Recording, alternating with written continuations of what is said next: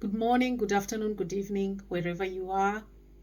Today, I'm going to show you, according to Genesis 26, how people are intimidated by your success, by the blessings that God placed in you, on you, and in you.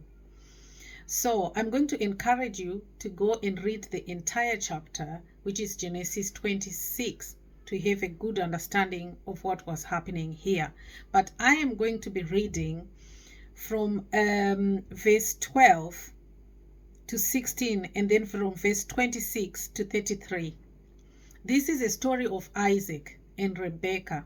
Now they moved to Gerar, where King Abimelech of the Philistines was ruling at the time.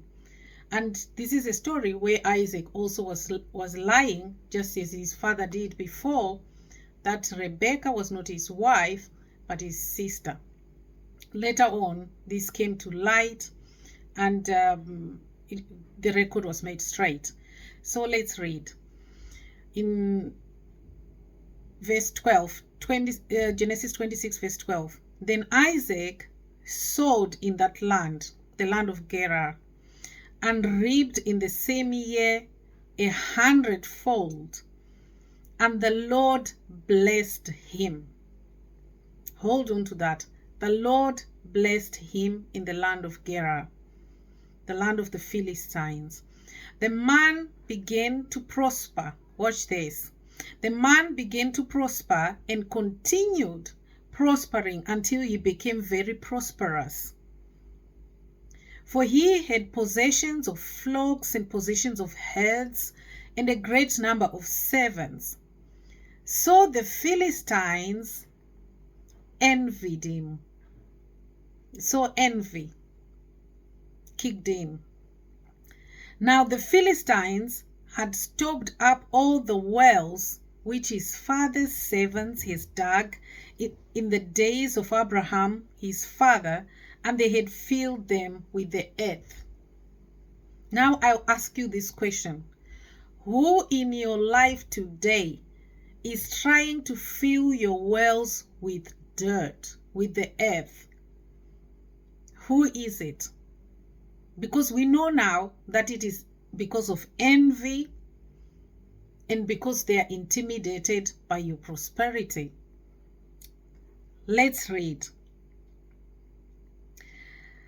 So, and Abimelech, this is verse 16 now, and Abimelech said to Isaac, listen to this, when people are intimidated by your success, when they envy you, listen to what he says.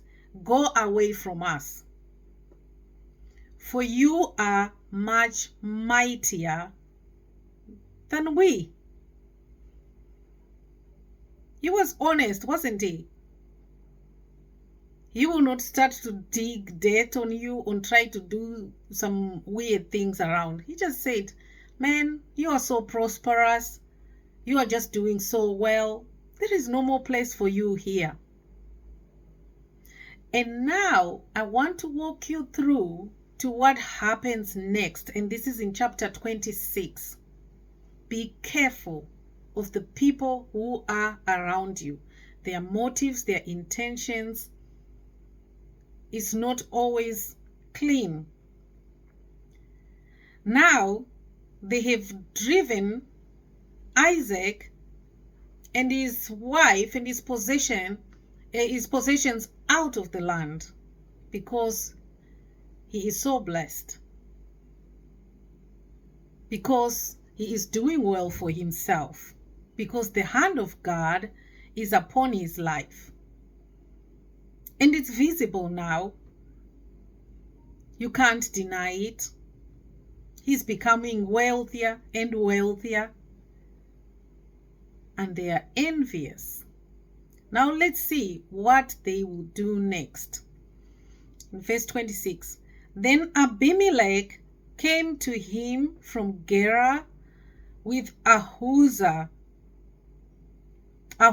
sorry if I pronounce this not correctly, Ahuzath, one of his friends, and Phicol, the commander of his army. And Isaac said to them, Why have you come to me, since you hate me and have sent me away from you? Now this is Isaac reminding them that you didn't want me. You drove me away. I didn't do anything wrong to you.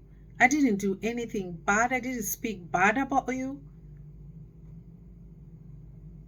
And you drove me away. And now you are coming to me. Why?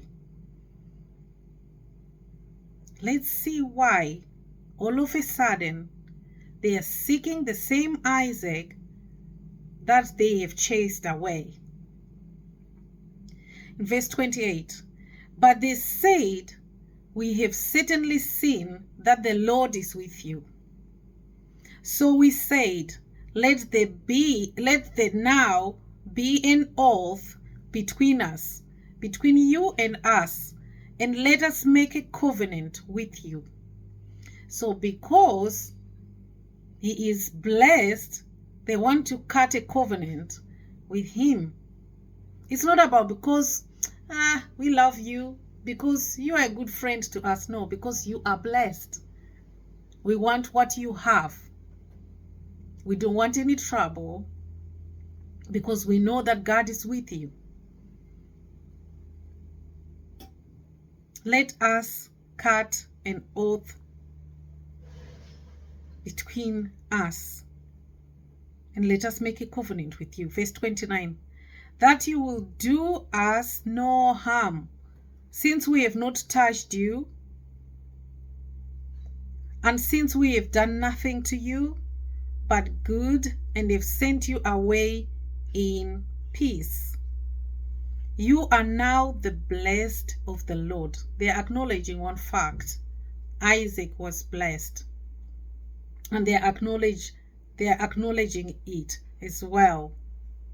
In verse 30 they say, so he made them a feast, and they ate and drank.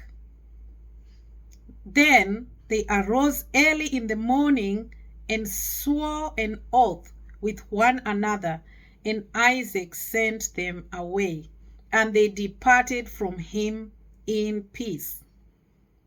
Now verse 32, it came to pass the same day that Isaac's servants came and told him about the well which they had dug, and said to him, we have found water. So he called it Sheba.